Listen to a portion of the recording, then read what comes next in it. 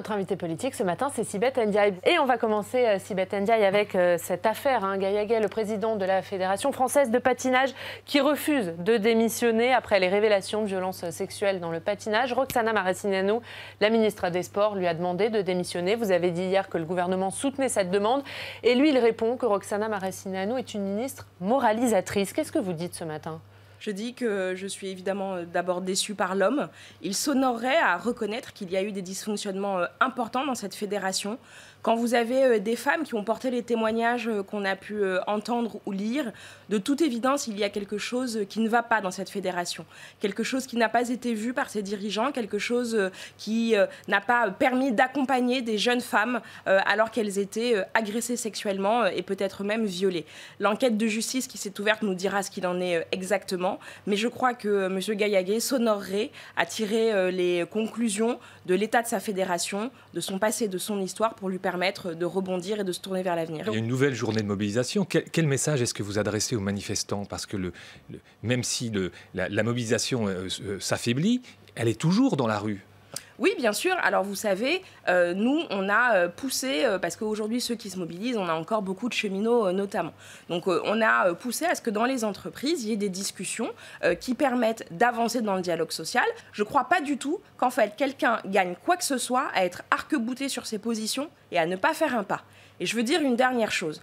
Entre le projet qui était celui du gouvernement il y a 6 mois, quand on a présenté le rapport de Jean-Paul Delevoye, et le projet du gouvernement aujourd'hui, il y a eu déjà énormément de choses qui ont changé.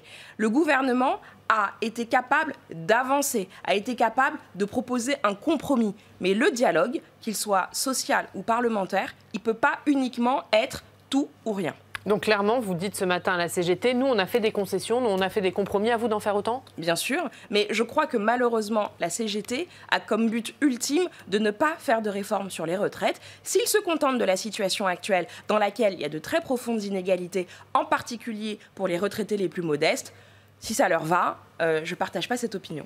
Alors en attendant, on le disait, le Parlement examine ce texte. La commission spéciale de l'Assemblée nationale, pour être plus précise, vous l'avez dit, 22 000 amendements, dont 19 000 de la France insoumise. Du coup, le débat a du mal à avancer. Est-ce que ce matin, vous dites, le gouvernement est conscient que la commission ne pourra pas aller au bout de son travail ? Alors, il faut laisser la commission avancer. Mais moi, je lance quand même un appel aux parlementaires de la France insoumise. Je leur demande si ceux qui se réclament en permanence de la démocratie, ceux qui peut-être, parfois, dans la bouche de certains de leurs dirigeants, disent qu'on est dans un régime autoritaire. Est-ce que la démocratie s'honore à discuter d'amendements qui sont différents à une virgule près ?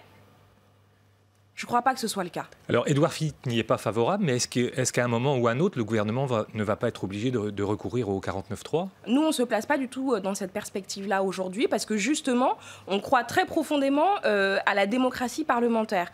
Au fond, à quoi ça sert un débat parlementaire ? Au-delà de voter une loi, ça sert à éclairer nos concitoyens sur les positions respectives de la majorité et de ses oppositions. Ça permet aussi de voir là où il y a eu des avancées, parce que parfois, évidemment, la majorité, elle prend des amendements, le gouvernement qui présente une loi prend des amendements de sa majorité, c'est bien normal, c'est légitime, parce qu'on enrichit le texte. Parfois, on peut même prendre des amendements des oppositions. Et donc, le débat parlementaire, il éclaire le débat citoyen. Est-ce que c'est éclairant pour le débat citoyen que vous ayez une succession de gens qui vont défendre des amendements qui sont différents à une virgule près ?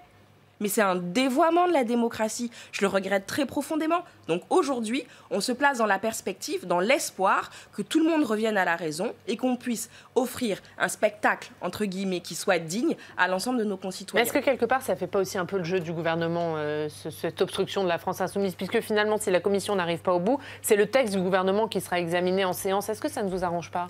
Non, pas du tout, parce que d'abord, moi, contrairement manifestement à certains autres partis politiques, moi, j'ai vraiment la conviction que quand on est dans une institution, quand on représente les institutions, et c'est le cas d'un parlementaire, c'est le cas d'un ministre du gouvernement, on doit offrir une certaine forme de dignité, parce qu'on est aussi des protecteurs de la démocratie à travers notre comportement. Et quand on a un comportement qui est dysfonctionnel, c'est le cas de ceux qui font de l'obstruction parlementaire aujourd'hui, en fait, on n'offre pas, on ne donne pas envie aux gens de croire dans la démocratie. Juste dernier mot là-dessus, vous dites que quoi qu'il arrive, l'examen en séance débutera le 17 février. Tout à fait. Pas de décalage du calendrier, non. Même si la commission n'arrive pas au bout ? Eh bien ça, on verra. On espère vraiment que la commission puisse arriver au bout.